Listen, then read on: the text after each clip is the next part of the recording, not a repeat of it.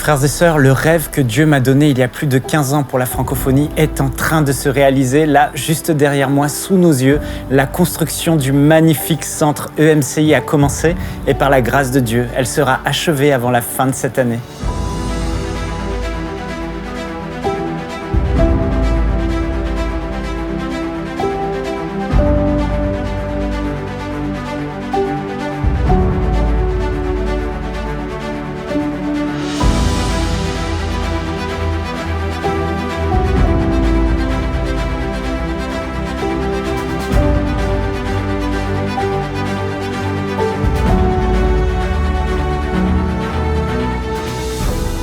Le centre EMCI, d'une superficie de 3500 mètres carrés, est idéalement situé sur un magnifique terrain boisé de 2 hectares. Le centre sera équipé d'un grand auditorium dans lequel nous organiserons des conférences, des émissions live en public, ainsi que les tournages de EMCI Academy. Le centre disposera également de 2 grands studios de télévision professionnels dans lesquels seront enregistrés tous nos programmes, ainsi que de nouvelles émissions. Les open space, les salles de réunion et les bureaux permettront d'accueillir de nouveaux équipiers et de travailler dans des conditions optimales. Vous savez, le gros défi que nous avons rencontré était la superficie du bâtiment. Il nous aurait fallu construire un bâtiment beaucoup plus grand pour pouvoir répondre à tous nos besoins en termes de décor. Mais le Seigneur nous a inspirés, il nous a conduits vers une technologie cinéma révolutionnaire grâce à laquelle on a pu considérablement réduire la surface du bâtiment, ce qui nous a permis de faire des économies de plusieurs millions d'euros.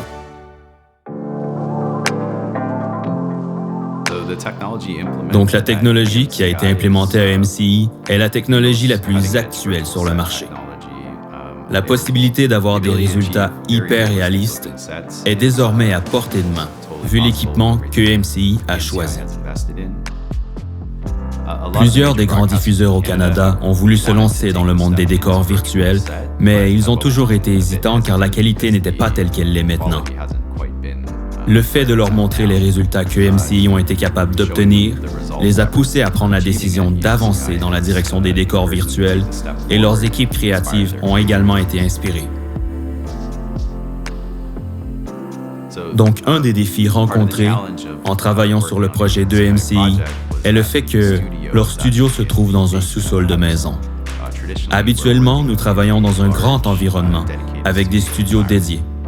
Donc, voyant les limitations du studio actuel, nous avons été surpris de découvrir les résultats que EMCI ont été capables de fournir.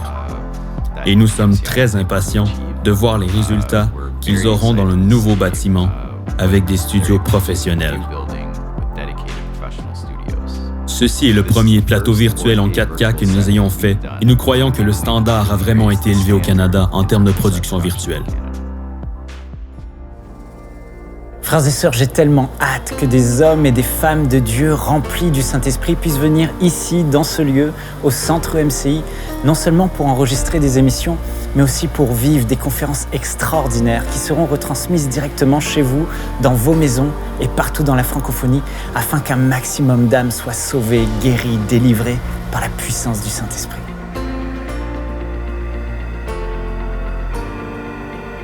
À ce jour, nous avons déjà financé plus de 65% du projet, mais il nous faut encore récolter la somme de 3,5 millions d'euros, non seulement pour nous permettre d'achever la construction du centre EMCI, mais aussi de l'équiper. Frères et sœurs, aujourd'hui, EMCI a besoin que 3500 personnes, que 3500 héros se lèvent et s'engagent à faire une offrande de 1000 euros ou plus pour que cet objectif soit atteint. Je sais que plusieurs d'entre vous soutiennent déjà EMCI et je suis conscient que nous traversons actuellement des temps difficiles. Mais je reste convaincu qu'ensemble, nous allons relever ce grand défi. Merci pour votre générosité, merci pour votre cœur pour le royaume de Dieu et j'espère que dès l'année prochaine, nous aurons la joie de vous recevoir ici, au centre EMCI, pour vivre ensemble des temps forts dans la présence de Dieu, car je vous le dis, assurément la gloire de cette seconde maison sera plus grande que celle de la première. Que Dieu vous bénisse. Dès maintenant, donnons pour achever la construction et équiper le centre EMCI. Pour faire votre don, rendez-vous sur emcitv.com/3500. Vous pouvez donner en une seule fois ou en plusieurs mensualités.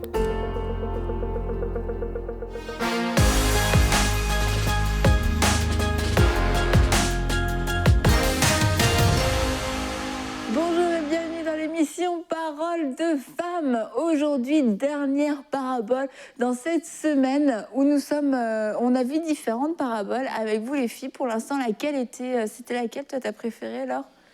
Pour vrai, je les aime toutes. Elles ont toutes un message qui m'encourage. Mais non, c'est vrai. Non, je sais pas. Là. Bon, Aurélie. Moi, le bon samaritain m'a quand même interpellée beaucoup cette semaine. Ok, en tout cas, dans les commentaires, dites-nous, vous, quelle est votre parabole préférée? Pas forcément une parabole dont on a parlé cette semaine, mais quelle est votre parabole préférée dans toute la Bible? On aimerait bien le savoir. Moi, c'est vrai qu'il y a plusieurs aussi paraboles que j'aime bien, dont des paraboles dont on n'a pas parlé aujourd'hui. Là, j'aime bien la parabole des deux fils, encore une fois, des deux fils, quand le père demande d'aller au champ, et il y en a un qui dit oui, et finalement il y va pas, l'autre dit non et finalement il y va. J'aime beaucoup cette parabole. Ouais, il y en a quand même pas mal. Et en fait, on aurait pu faire un mois. Vous inquiétez pas, on fera pas un mois sur les paraboles.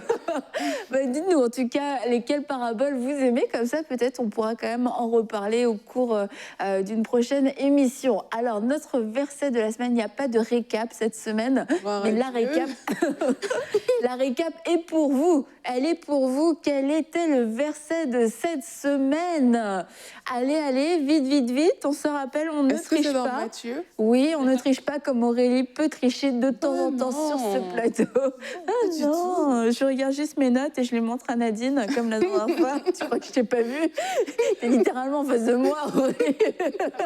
Donc, notre verset de la semaine, Matthieu 13, 34.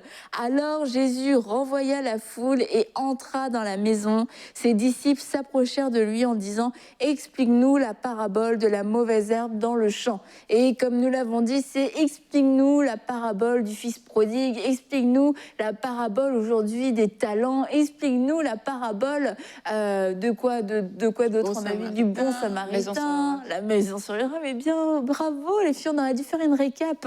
J'ai l'impression que ça aurait été une bonne semaine. Et nous voulons être sensibles à ce que le Seigneur veut nous dire à travers ces paraboles. Et on va terminer cette semaine avec la parabole des talents. Et c'est notre lectrice Laure aujourd'hui qui va nous lire toute cette parabole. En plus, elle est hyper longue à lire celle-là. Écoute, fallait quelqu'un. Donc moi, je vais lire dans Luc 19, donc à partir du verset 11. Alors, comme la foule écoutait cela, Jésus ajouta une parabole. En effet, il était près de Jérusalem et l'on croyait que le royaume de Dieu allait apparaître immédiatement. Il dit donc, un homme de haute naissance partait dans un pays lointain pour se faire désigner roi et revenir ensuite. Il appela 10 de ses serviteurs, leur remit 10 pièces d'or et leur dit, faites-les fructifier jusqu'à ce que je revienne. Cependant, ses concitoyens le détestaient et ils envoyèrent une délégation après lui pour dire « Nous ne voulons pas que cet homme règne sur nous. » Lorsqu'il fut de retour, après avoir été désigné roi, il fit venir les serviteurs auxquels il avait donné l'argent afin de savoir quel bénéfice chacun avait fait.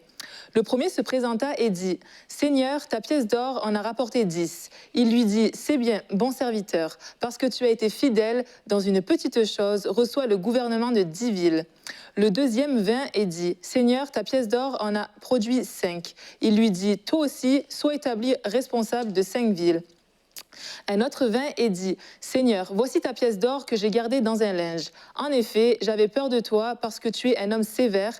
Tu prends ce que tu n'as pas déposé et tu moissonnes ce que tu n'as pas semé. » Il lui dit « Je vais te juger sur tes propres paroles, mauvais serviteur. Tu savais que je suis un homme sévère, que je prends ce que je n'ai pas déposé et que je moissonne ce que je n'ai pas semé. Pourquoi donc n'as-tu pas mis mon argent dans une banque afin qu'à mon retour, je le retire avec un intérêt ?»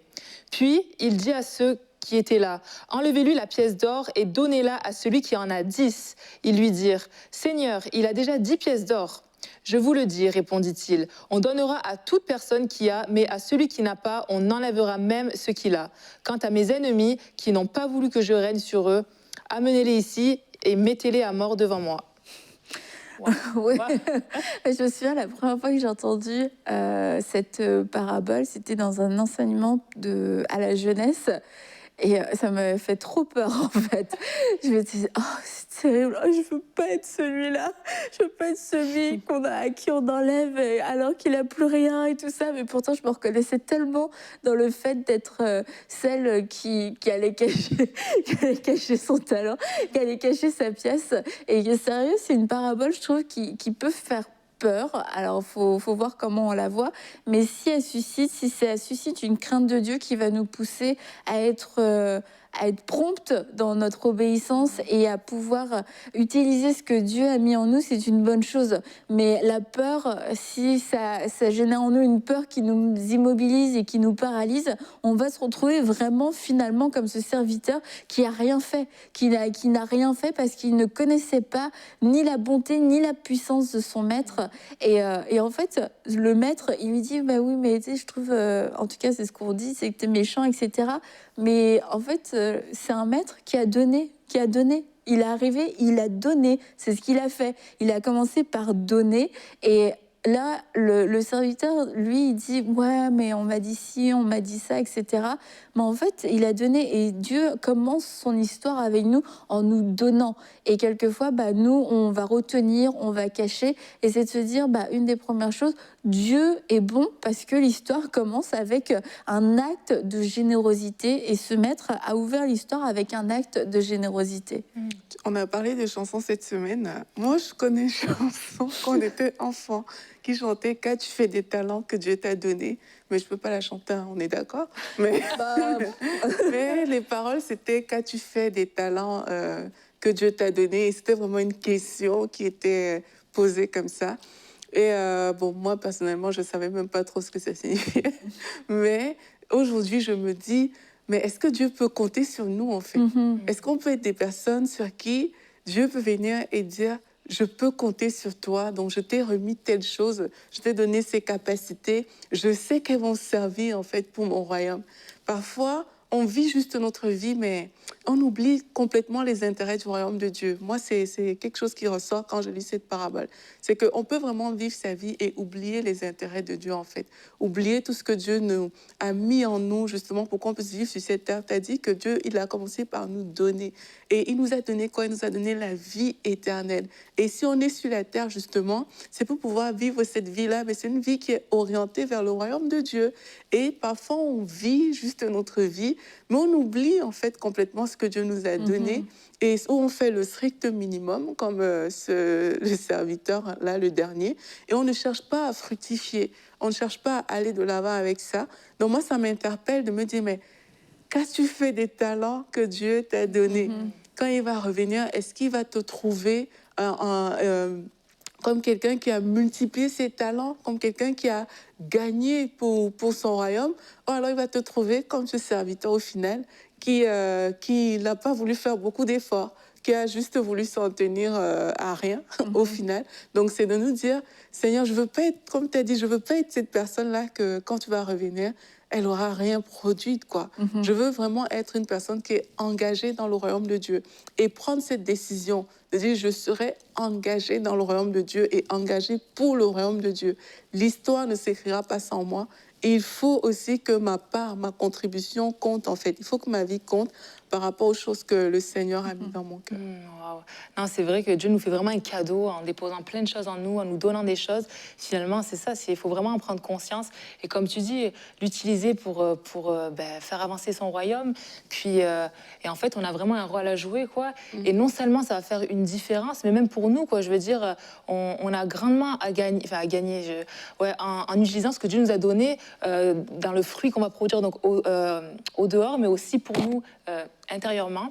Et en fait, je pensais à ça et je me disais, mais finalement, là, il y a l'histoire, mais si on va un peu plus loin, qu'est-ce qui nous bloque des fois à pas utiliser ce que Dieu nous donne?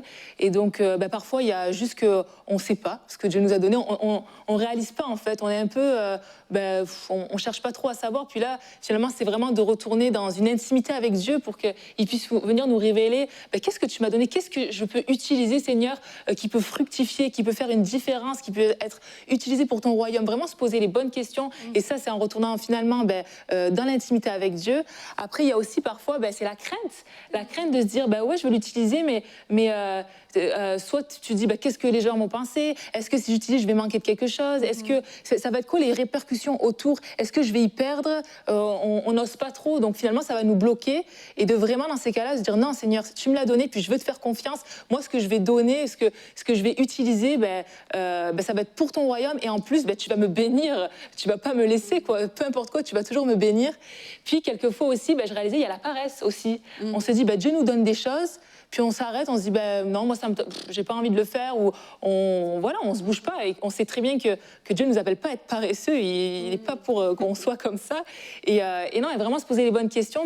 Oui, Dieu m'a donné des choses, c'est sûr, parce qu'on dispose tous de talents, ou peu importe comment on peut le voir, mais après, nous poser la question, est-ce que j'utilise vraiment tout ce que Dieu a mis en moi? Et sinon, c'est quoi qui m'empêche de le faire? Voilà. Et important de se poser les bonnes questions. Et tu parles de la paresse. Moi, je vais aller dans Matthieu 25, dans la parabole des serviteurs et des récompenses, qui est similaire à celle qu'on a lue dans Luc. Mais le serviteur dit, j'ai eu peur, en fait, j'ai eu peur de toi. On peut lire ensemble dans... Matthieu 25 au verset 24, combien 24. Celui qui n'avait reçu qu'un sac d'argent s'approcha et ensuite il dit, Seigneur, je savais que tu es un homme dur, tu moissonnes où tu n'as pas semé, tu récoltes où tu n'as pas planté. J'ai eu peur et je suis allé cacher ton sac d'argent dans la terre. Le voici, prends ce qui est à toi. Son maître lui répondit, serviteur mauvais et paresseux. Tu savais que je moissonne où je n'ai pas semé et que je récolte où je n'ai pas planté. Il te fallait donc remettre mon argent au banquier et à mon retour, j'aurais retiré ce qui est à moi avec intérêt. Et en fait, moi, ce qui m'a interpellée dedans, c'est que il dit, j'ai eu peur de toi parce qu'on dit que tu es dur. Mais en fait, là, le maître lui répond, méchant et paresseux. Il dit, en fait, c'est la méchanceté et la paresse qui t'ont poussé à ne pas faire fructifier cet argent. Et quand il parle aux autres, il dit bon et fidèle. C'est comme la bonté et la fidélité qui ont permis que l'argent puisse fructifier. Et c'est pas la compétence. C'est pas une histoire de compétence. C'est vraiment une histoire de cœur, en fait, de bonté et de fidélité. Et celui à qui n'a rien fait, il lui a dit méchant et paresseux. Il n'a pas dit ah oui, je comprends, t'étais pas rassuré, etc. Là, il a dit méchant et paresseux. Donc c'est comme il y avait autre chose, tu vois, de plus profond dans le cœur. Et tu donnais des sources pour lesquelles on pouvait refuser de faire fructifier. Et c'est une forme de méchanceté que de ne pas vouloir faire fructifier ce que Dieu a mis en nous, dans le sens de méchanceté, parce que c'est des choses qui vont servir au royaume de Dieu. C'est pas pour nous, c'est parce que ça va servir au royaume de Dieu, ça sert au maître. C'est parce que lorsque les ressources qu'il met en nous se multiplient, ça va être pour être au bénéfice des autres, pour toucher d'autres personnes, pour agrandir l'influence du royaume de Dieu. Et c'est cette bonté, la même bonté qui anime le cœur de Dieu pour sauver les perdus, qui devrait aussi nous animer pour nous dire, je peux pas juste enterrer mon talent, mes finances, mais c'est aussi le talent, en fait, notre potentiel, ce que Dieu nous appelle à faire, un rêve, le fait de prendre un pas de foi, etc. Et il ne faut pas que cette méchanceté, en tout cas ce manque de bonté, soit un frein. Et puis la paresse, comme tu l'as dit, la paresse de se lever, parce que ça demande du travail. Il leur dit, bon et fidèle, tu as été fidèle. La fidélité va se manifester dans les moments plus difficiles. La fidélité va se manifester dans le temps aussi. Donc c'est sûr qu'il y a toute cette notion où il y a eu un effort, il y a eu un travail de fait par les deux autres serviteurs. Et c'est ce que le maître récompense. Il leur dit bon et fidèle serviteur. Il s'attarde sur leurs caractéristiques de cœur plus que sur leur réussite, sur le montant, sur ce qu'ils ont accompli. Il s'attarde sur les 7 caractéristiques de cœur, et c'est aussi ça qu'il va reprocher à l'autre. C'est pas le fait t'as rien eu, parce qu'au final c'est même pas ça qui comptait, c'est qu'est-ce qu'il y avait dans ton cœur qui t'a motivé à le faire ou à ne pas le faire. Ouais, vas-y. Non, c'est ça. Puis ça nous amène aussi à nous poser les bonnes questions, dans le sens où de te dire que à la fin, là, du coup, la pièce, il l'a donnée à celui qui en avait le plus. Mais dans le sens de dire, si tu n'utilises pas ce que Dieu te donne, malheureusement, tu ne pourras pas les utiliser, il va les donner à quelqu'un d'autre. Enfin, on peut le voir comme ça, quelque part. Et du coup, même je pense à Moïse, lui qui voulait pas parler, puis parce qu'il avait du mal à communiquer et tout, finalement, c'est son frère Aaron qui a fini par être le porte-parole. Et je me dis, c'est dommage, parce que même dans l'histoire, là, peut-être qu'on ne sait pas si Moïse avait pu parler tout, est-ce qu'ils auraient construit tout ça et tout, tu vois. Et donc, Dieu veut vraiment nous utiliser, nous, et ne passons pas à côté, quoi. Ne gaspillons pas ça. Ça serait dommage que quelqu'un d'autre l'utilise, et même que, voilà, là, dans l'histoire, bon, j'ai pris l'histoire de Moïse, mais bon, bref, en tout cas, mais c'est ça. Mais ce que je voudrais en dire, ça serait dommage. Donc, posons-nous la bonne question. Est-ce que je veux faire partie de l'aventure de Dieu, quoi? Est-ce que je veux être utilisée? Sinon, finalement, la vie, elle sert à quoi quand on va être là? Puis juste à attendre que la vie passe. Puis je trouve ça vraiment dommage, quoi. Ouais, c'est dommage. Et au registre des excuses, on peut en trouver beaucoup, hein.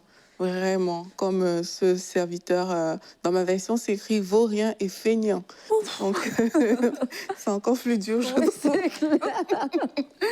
Donc, on peut trouver des excuses. Les excuses, ça ne manque pas, en fait. Et lui, d'ailleurs, il avait son excuse qu'il a trouvée. Je savais que tu étais un maître qui moissonne là où tu n'as pas semé et tout.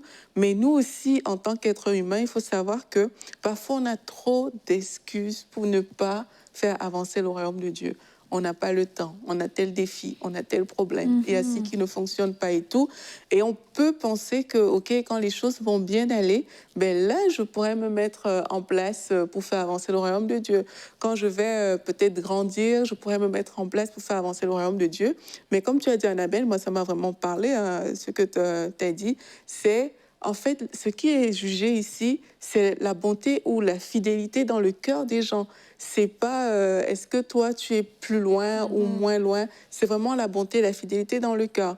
Et les excuses qu'on donne, en fait, c'est ça qui révèle ce qu'il y a dans notre cœur.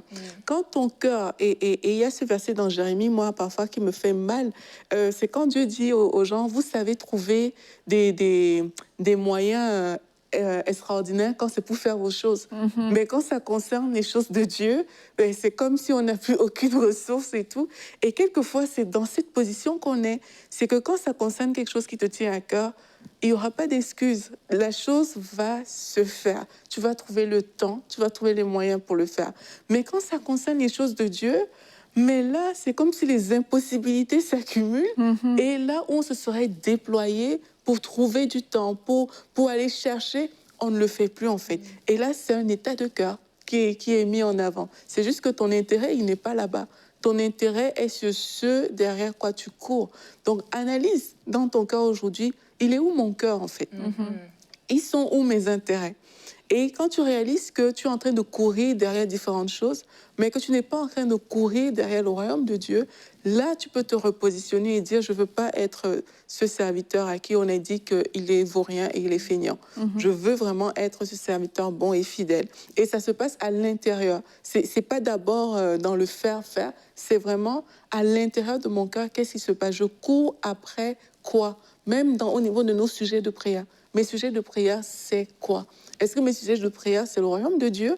Ou alors mes sujets de prière, c'est les choses auprès desquelles je cours. Et là, tu vas te dire, ah, mais je réalise que il y a quelque chose que le Seigneur veut de moi, mais mon cœur n'y est peut-être pas encore. Et retourner vers Dieu pour dire, Seigneur, il faut que ça change dans ma vie. Apprends-moi à voir le royaume de Dieu comme quelque chose d'important, comme quelque chose de précieux, quelque chose pour lequel je peux me battre, c'est quelque chose pour lequel je peux prier, qui devient une priorité dans ma vie. Apprends-moi à faire ces choses. On peut le demander à Dieu dans la prière. Et quand on va faire cette prière-là, il y a justement des choses que le Seigneur va mettre devant nous. Et là, il va falloir faire passer à l'action. Et c'est là où toi, tu te seras déployé, comme la personne qui a eu 5 talents et 2, comme eux, ils se sont déployés. C'est comme ça que toi, tu seras en train de te déployer à ce moment-là. Et Aurélie, Et Laure, j'ai une bonne nouvelle à vous annoncer. Il y a déjà des héros qui se sont levés pour notre campagne. Merci à vous. Merci de vous être levés, d'avoir été ces serviteurs bons et fidèles, d'avoir osé utiliser le talent, osé utiliser la provision que Dieu vous a donnée. Parce qu'en fait, dans cette parabole, on peut l'utiliser pour plein de choses dans notre vie, hein, comme on l'a dit, mais ça parle aussi d'argent, en fait. Ça parle d'argent. C'est un maître qui a donné de l'argent, qui a donné une somme d'argent, et de voir comment les serviteurs ont pu réagir. Et en fait, ce qui est intéressant aussi, c'est qu'il dit, donc c'est bien, bon et fidèle serviteur, et tu as été fidèle en peu de choses.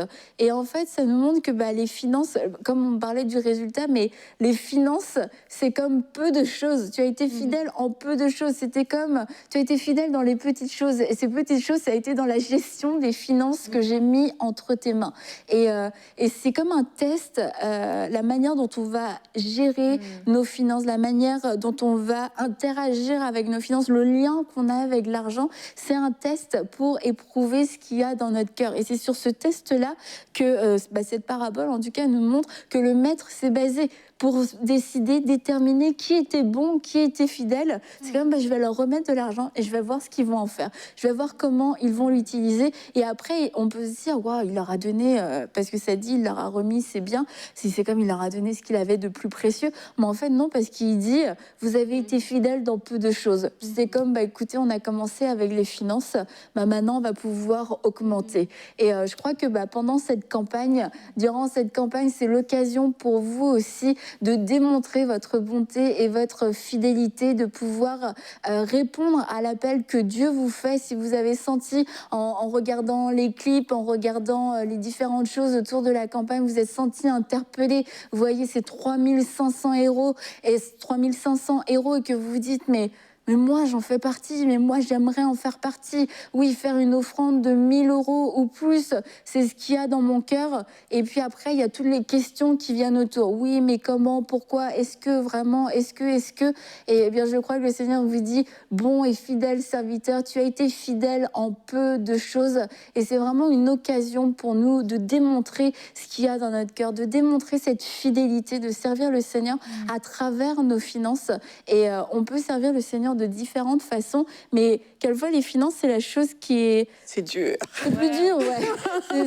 C'est plus dur, oui. Je peux donner un peu de temps, je peux prier, je peux lire ma Bible. Oh, mais là, faire une offrande, mais pourtant, ça revient, et on se dit, mais oui, je veux faire partie de cette aventure, je veux faire partie, je vois le bâtiment, je vois le centre MC, ça me parle, j'ai envie d'y aller, j'ai envie de participer, et vous ressentez comme cet élan, et je vous encourage à ne pas faire comme ce serviteur qui a pris ce que Dieu lui a donné, il l'a caché, et finalement c'est juste mort, ça n'a juste servi à rien, mais à ce que vous puissiez déterrer peut-être le talent que vous avez caché pendant longtemps, et que vous puissiez le semer à nouveau, non pas le cacher, parce qu'il y a vraiment une différence entre cacher, enterrer, c'est pour la mort, et semer, c'est pour la vie, et de prendre ce talent que vous avez reçu de Dieu et de le semer, parce qu'il va se multiplier, il va porter du fruit. Amen. De semer dans le royaume de Dieu. Et vous pouvez semer aujourd'hui à travers cette campagne, de venir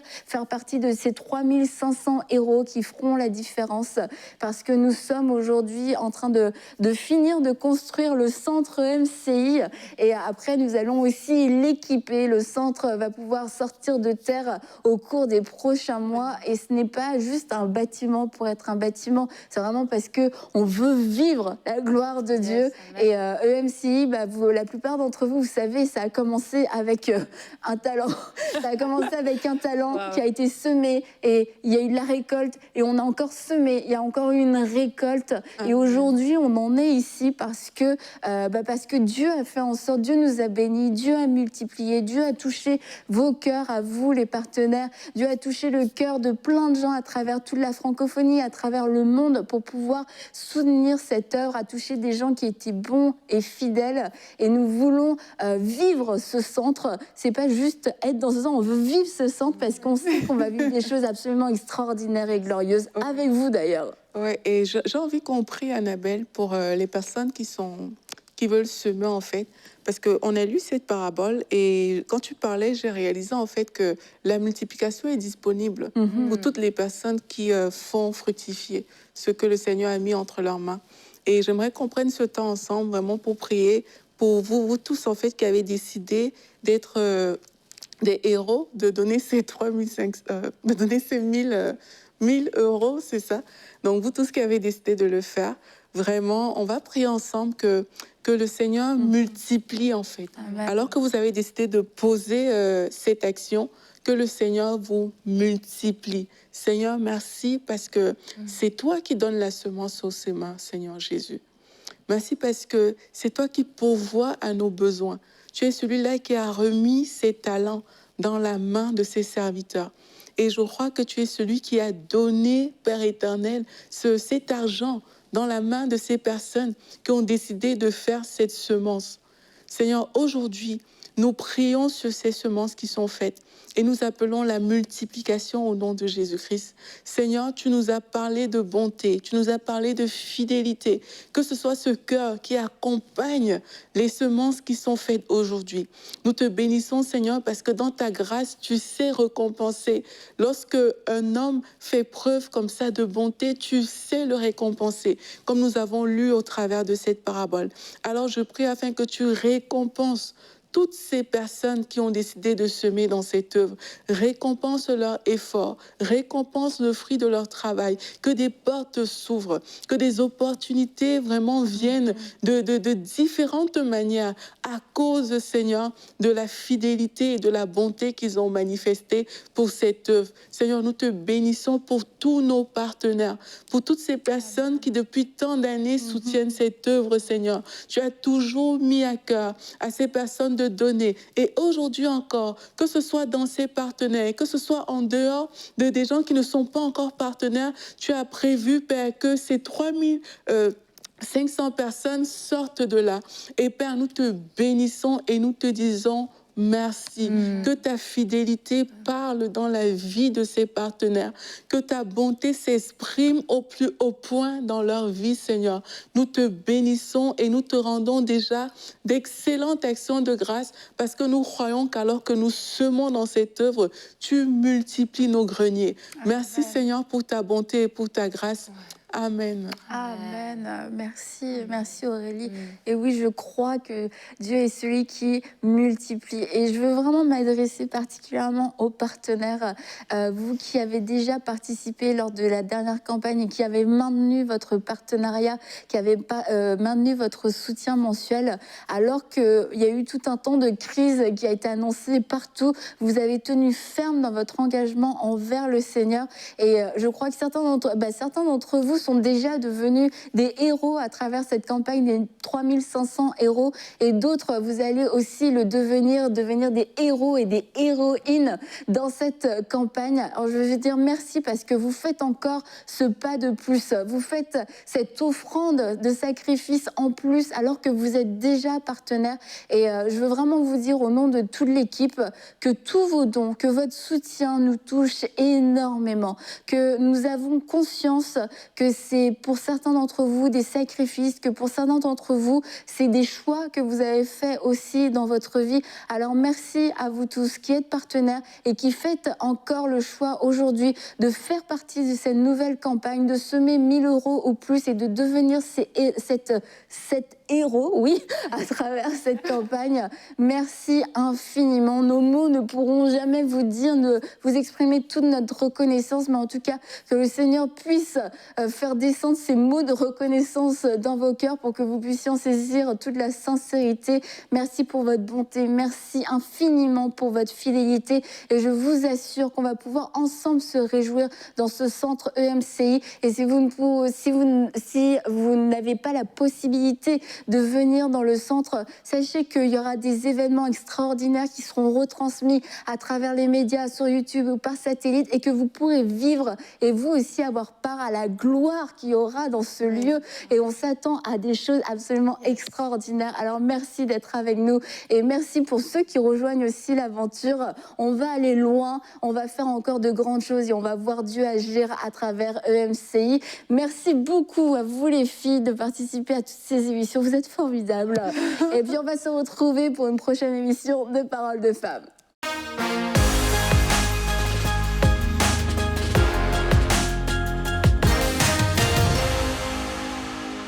Dès maintenant, donnons pour achever la construction et équiper le centre EMCI. Pour faire votre don, rendez-vous sur emcitv.com/3500. Vous pouvez donner en une seule fois ou en plusieurs mensualités.